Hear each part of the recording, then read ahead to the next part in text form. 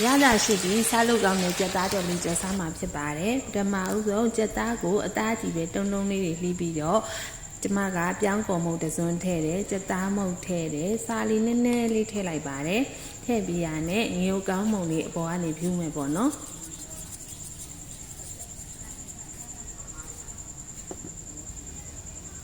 ပြီးရနဲ့ခရုစီတစွန်း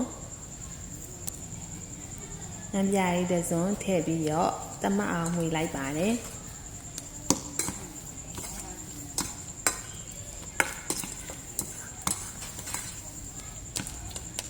ချက်သားလေးကိုတမအောင်မှွေပြီးတော့ကျမကစီအကယ်ပိုင်းလေးကိုစီလာအောင်လုပ်ထားတယ်ပေါ့နော်စီလာပြီးဆိုရနဲ့ဂျင်းကျက်သွင်းထောင်းပြီးတော့ထည့်တယ်ပြီးတော့ခုနနေထားတဲ့ချက်သားလေးတွေကိုထည့်ပြီးတော့မှွေလိုက်ပါတယ်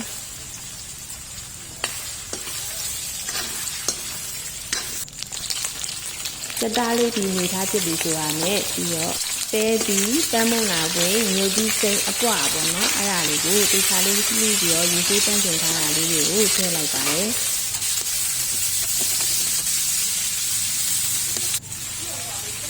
ထည့်ပြရလဲကျမကကြာညိုအနှဲငယ်ထည့်ပါတယ်ပြီးတော့ခရုစီထည့်ရပေါ့နော်ပြီးတော့ငမ်းပြားလေးနည်းနည်းထည့်တယ်စက်သားမုံလေးထည့်တယ်ထည့်ပြီးတော့မှွေလိုက်ပါတယ်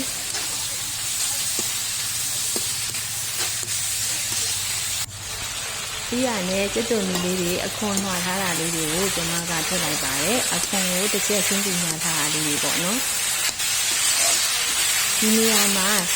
တခုပြောချင်တာကဒီစိတ်ဆက်လေးကိုစားနိုင်တဲ့လူတွေကဒီနေရာလေးမှာတင်ကျမကကော်မုတ်တစွန်းထည့်တယ်ရေလေးဖြော်လိုက်တယ်ပေါ့နော်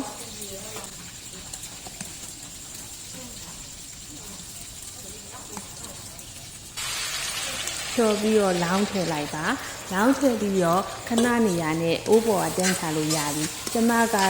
အင်အားတူမကစိမ့်ဆက်မကြိုက်ဘူးအမေကလည်းအရွက်တွေအသီးနှံတွေအသားငါးတွေဆိုနူးအီမှကြိုက်တာမို့လို့ကျမနူးအီအောင်ထားတယ်ပြီးတော့မှငရုတ်သီးအတောင်ကြော်ပြီးသားလေးကိုထည့်လိုက်တယ်ပေါ့နော်အဲ့ဒါဆိုလို့ရှိရင်ဒီမှာစားလို့အရန်ကောင်းတဲ့ကြက်သားကြော်လေးရပါပြီကိုကနူးအီနေရာကိုမကြိုက်ရင်ခုနစိမ့်ဆက်အနေထားမှာပဲငရုတ်သီးအတောင်ကြော်လေးထည့်ပြီးတော့ချလိုက်နော်ကျမတို့အိမ်ကအရန်နူးမှကြိုက်တဲ့အိမ်မို့လို့အကုန်လုံးနူးအီနေအောင်ထားပြီးတော့မှချလိုက်တာဖြစ်ပါတယ်အားလုံးပဲကျေးဇူးပါ